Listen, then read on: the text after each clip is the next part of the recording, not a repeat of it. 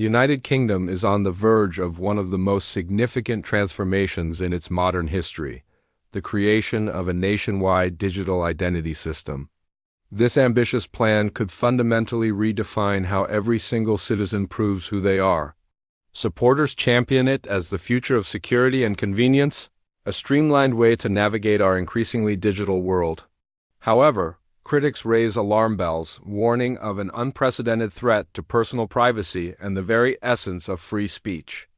So, what exactly is this proposed UK digital ID law? And more importantly, why does it matter so deeply to you and your future? You're watching Hidden Isles, the channel where we uncover the complex laws and policies that are actively shaping Britain's future. If you want to understand the decisions that impact your rights, make sure to subscribe for our weekly explainers. We go beyond the headlines to give you the full picture. So let's break it down. The UK Digital Identity and Attributes Trust Framework isn't a single law but a developing set of rules and standards designed to create a secure, government-verified digital identity database. Imagine this, a single, unified digital profile for every citizen.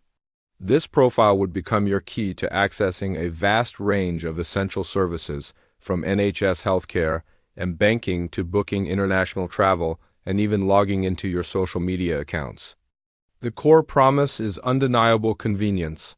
No more juggling dozens of passwords or carrying around physical documents like passports and driving licenses. One secure login, one verified identity, one seamless system. But this vision of a frictionless future raises profound questions. Who exactly will control this immense trove of data? And just how secure can a centralized system ever truly be? Under the proposed framework, a wealth of your personal information, your full name, date of birth, address history, and even biometric data like fingerprints or facial scans would be encrypted and stored on government-approved servers. You would access and share this information through certified apps on your smartphone. While the government assures us that this will be voluntary, critics worry about a future where non-participation could make life increasingly difficult, effectively creating a two-tiered system of digital haves and have-nots. Will you eventually be unable to open a bank account, apply for a job, or even access basic government services without one? This brings us directly to the heart of the matter. The fierce debate over privacy. Experts in cybersecurity and data protection are sounding the alarm.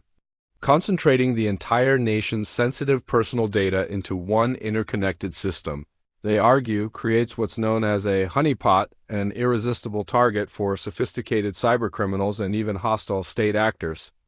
A single successful breach could be catastrophic, leading to identity theft on a scale we have never witnessed before. Think about it. If your digital key is stolen, the thief doesn't just get access to one account. They get the keys to your entire life. Beyond the risk of external threats, there's the internal one. Once your identity is digitized and linked across services, every interaction could potentially leave an indelible trace. Every time you log into a government portal, access a health service, or even make a purchase online, you could be contributing to a vast, interconnected record of your life. This digital footprint could chronicle where you've been, what you've purchased, the services you've used, and perhaps even what you've said online. The government insists that robust data protection laws like the UK GDPR will provide a powerful shield to safeguard user privacy. They talk about principles like data minimization, only sharing the absolute minimum, information required for any given transaction. For example, to prove you're over 18, the system would simply confirm your age status without revealing your actual birth date. But campaigners remain skeptical. They fear that the line between security and surveillance is becoming dangerously thin. The potential for function creep is a major concern where a system introduced for one purpose, like convenience, is gradually expanded for others, such as law enforcement or social monitoring, without public consent. This leads us to another fundamental pillar of democracy that many believe is under threat: free speech. Advocacy groups like Big Brother Watch and the Open Rights Group are deeply worried that linking online activity directly to a government-verified ID could create a chilling effect on open expression. The stated goal is noble: to combat online fraud, tackle misinformation, and hold people accountable for anonymous abuse. But what are the unintended consequences? What happens to the vital role of anonymity in public discourse? Whistleblowers who expose corruption often rely on anonymity to protect themselves from retaliation. Journalists need it to protect their sources. Everyday citizens use it to discuss sensitive topics from personal health to political dissent without fear of judgment or reprisal from employers, neighbors, or the state itself. When every comment, every post, and every online debate is tied directly to your real name and government file, will people still feel free to speak their minds? In a healthy democracy, privacy and free speech are inextricably linked. If you erode one, the other often quietly fades away. Could a system designed to stop trolls also end up silencing legitimate critics of authority? Of course, the government and supporters of the digital ID framework present a compelling counterargument. They contend that in our digital age, the current methods of proving our identity are archaic, inefficient, and dangerously insecure. Identity theft is rampant, costing the UK economy billions of pounds each year. A verified digital ID system, they argue, would drastically reduce this type of crime, make online banking and commerce far safer, and streamline access to public services, saving both time and taxpayer money. They also point to international examples where digital ID systems have been successfully implemented. Countries like Estonia are often hailed as pioneers of digital governance, where citizens use their eID for everything from voting to accessing health records. Sweden's Bank ID is another frequently cited model, used by millions for secure identification online. The government's position is that the question isn't whether digital ID can work, but rather how we can make it work for Britain securely, ethically, and without infringing on fundamental rights.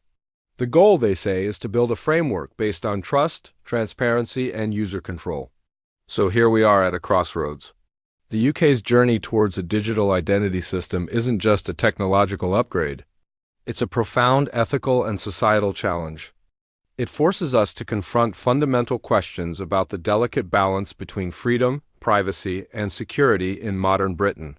How much control are we, as citizens, willing to cede to government and corporations in exchange for a more convenient life?